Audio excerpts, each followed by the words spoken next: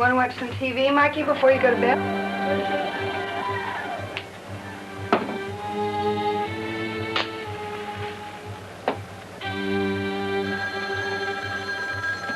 Darn it, phone. I'll be right back. Oh, Nancy, hi. No, I just was about to put him to bed. For limited time only, you get your own 1-year warranty. Don't spend another night tossing and turning. Come in. If I had a nickel for every time that Harry did that to me, said he was going to do something and then he didn't, I mean, I'd be rich. Are you kidding? They're all that way. I can't right now, honey. I'm on the phone. Now go on. Go and play. Nancy, he didn't really do it. Mikey's on fire! Melanie. Nancy, I'm sorry. Come on, Mikey's on fire! Come on! What are you saying? Mikey's on fire! Oh, Mikey! Mikey! Oh, my baby! Mikey! Oh. Yes, ma'am. What's the problem? Now, slow down. Slow down. Speak slowly so I can understand you. 312 East Franklin. 7306. We'll be right out. Thank you. Hurry!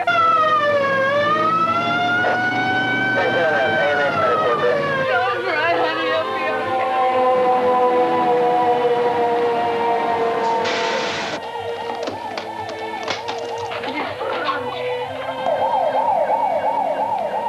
okay. Mikey, can you hear me? What do we have here, Jeff? Burn, right shoulder clear, airways clear. Be advised we hit it. This has been a reenactment of a real accident. It happened nearly 3 years ago to a little boy named Paul Brummel. We recreated his accident because we want you to realize just how quickly burns can happen. Babies. You don't have I any have medicine? babies. I don't know. No, I don't know. This film is not meant to shock or to frighten you. It is meant to make you think and become more aware. We want you to think about fire and accidents that cause burns. We want you to become more aware of their dangers and their terrible after effects. Maybe most importantly, we want you to realize that burns don't always happen to someone else. Paul was only 3 when he was burned. He's 5 now.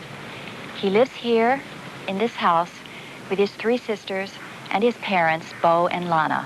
You know, you always feel that if you were home, or at least I did, that you probably could have done something to prevent it or to lessen the severity of it.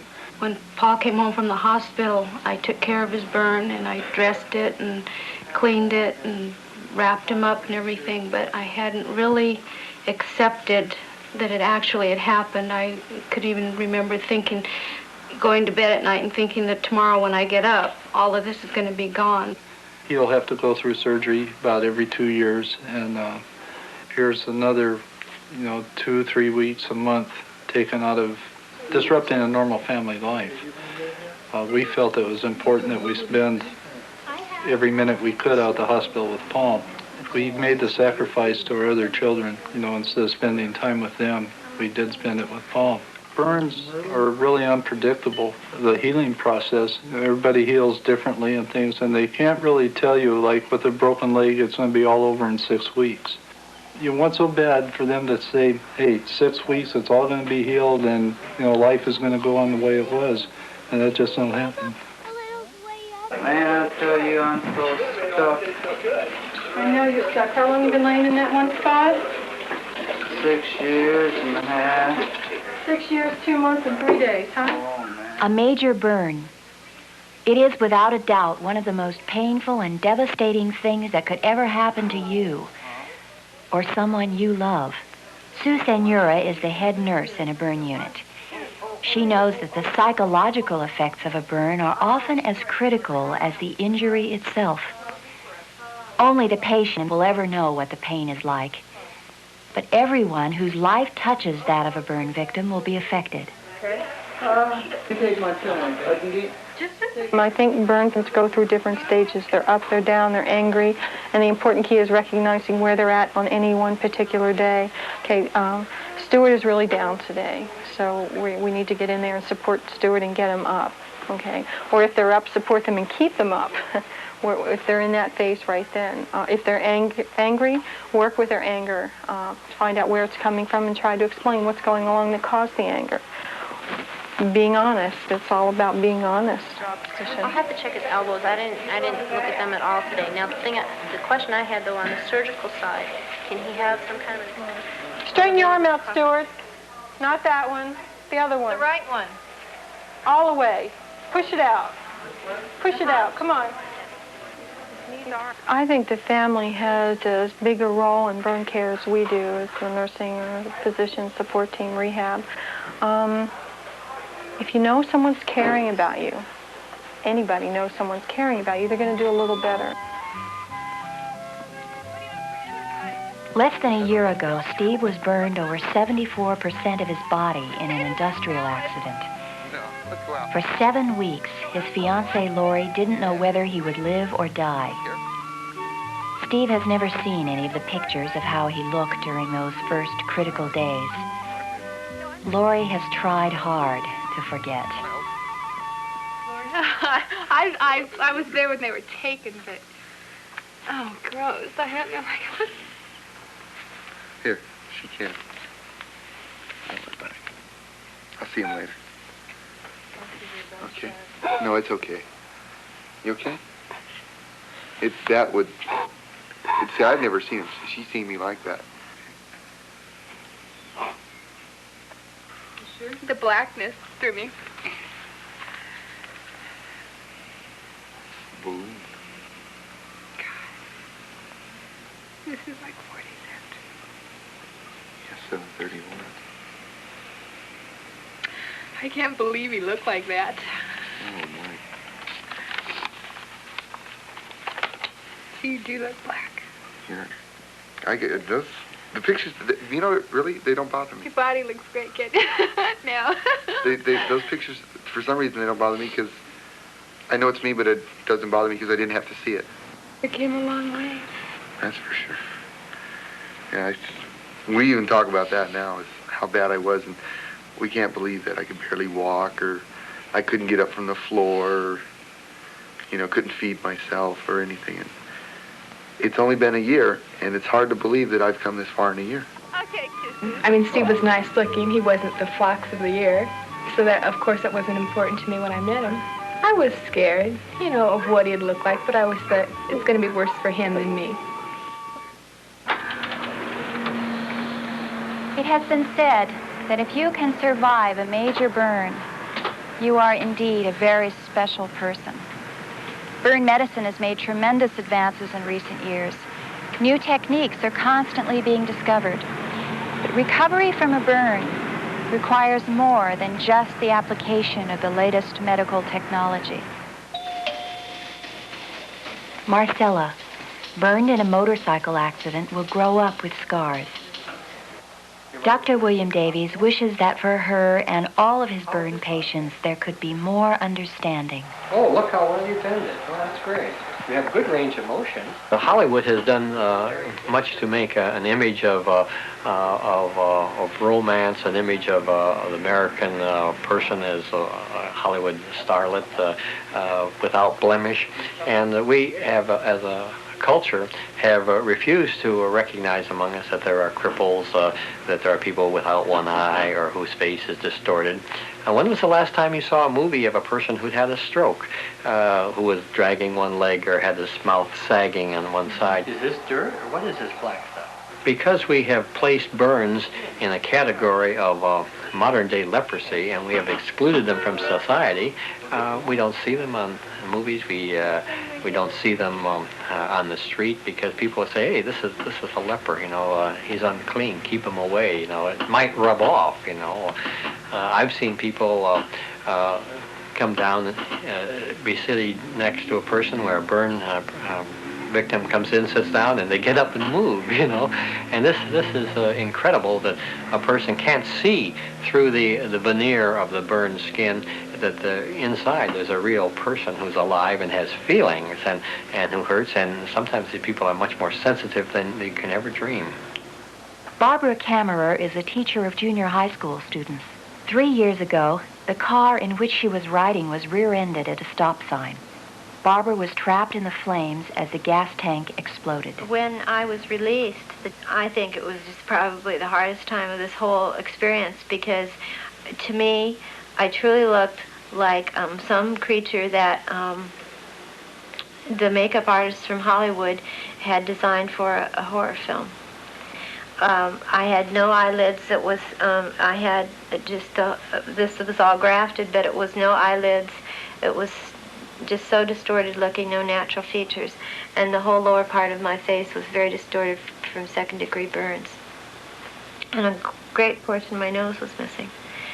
And I just wanted to die. Since our society is a very looks-oriented one, being a woman and being burned can be kind of devastating.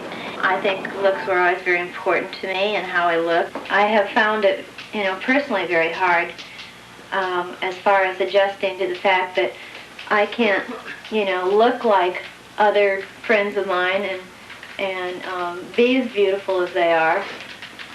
Peyton, Barbara's here. Hi, Peyton. How are you? Fine. How are you doing, dear? Good to see you. Oh, here's the hand now that we're working on. This is the wax, and we're detailing this out so you can see we're adding the fingernails on. A few more details. Goes out, and we're going to plate it over the top of this wax, and then we'll make a mold, and then we can make the hands have an appearance like that. Gosh. Unbelievable. I just... It'll have all the fingerprints and everything on it.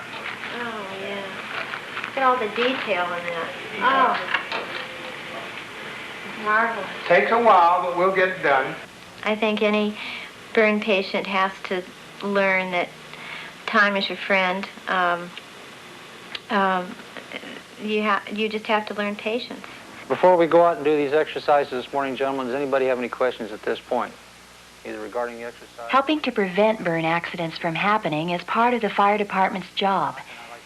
But burns don't discriminate. Despite continuous instruction, training, and practice firefighting exercises, firemen themselves do get burned. Ralph Ybarra knows. He was burned and still lives with the physical and mental scars left by the accident.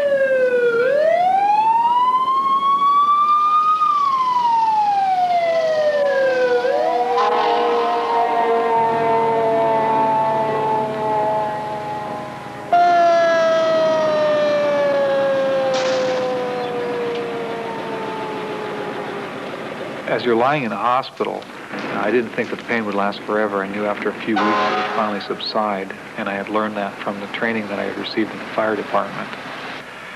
But I began to realize at that point that the psychological effects would linger on, and it was starting to affect me seriously at that time. I knew that the scars that I would have on my body would be something that would be hard for me to cope with.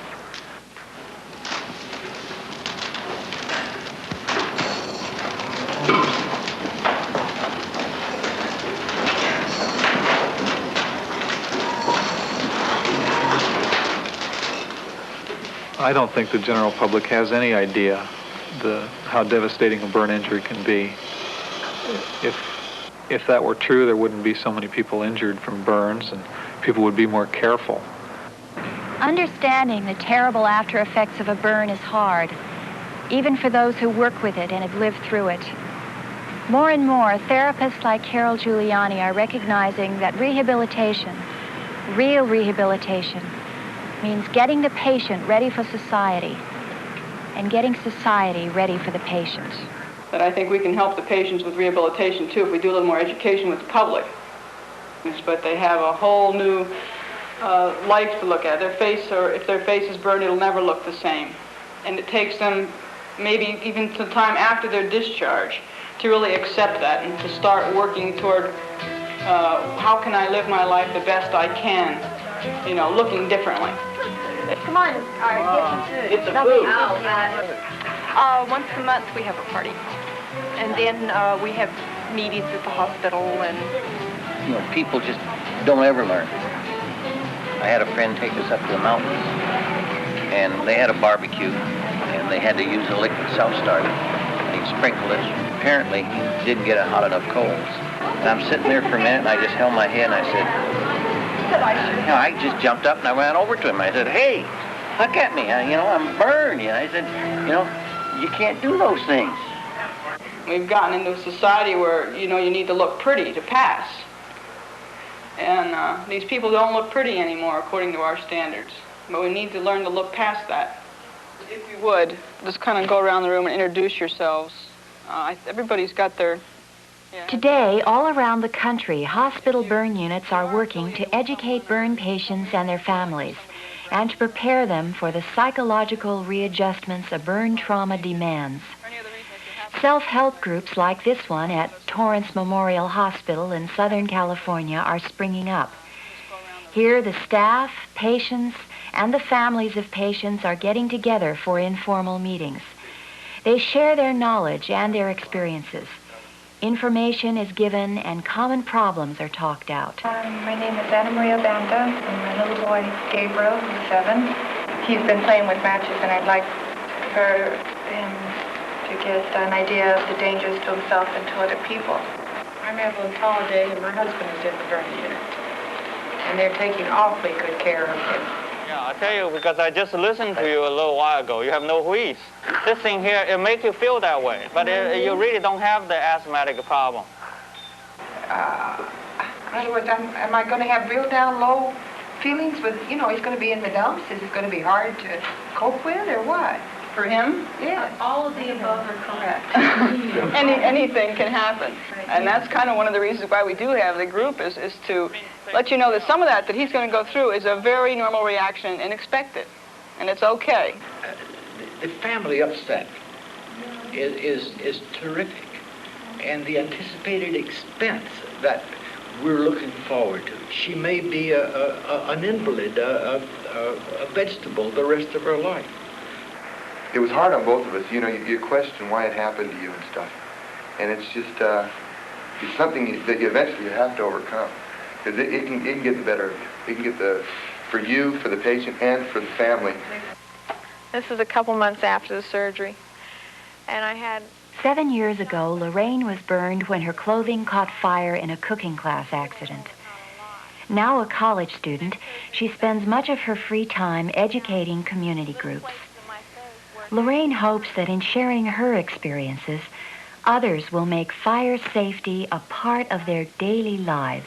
The little kids themselves aren't as cruel as the adults. How do you mean? Is it their stares? A kid will, they'll stare. The adults have mostly been raised to kind of look away and not say anything. Or a child will ask. Did you have spiritual help of any sort, or you must have had some faith, a lot of faith to bear up under? Yes. I do. I still do, as a matter of fact. We live in a burn-prone society. Today, all across the country, on our highways, flying in the skies, at work and at home, we face the danger of burns. Burn medicine and the treatment of burns are making new strides daily. But prevention of the tragedies must be our strongest goal. Awareness, caution, knowledge, these should become key factors in our everyday lives. Don't think it can only happen to someone else. The aftermath of one mistake, one careless moment, can turn into a lifelong ordeal for you or for someone you love.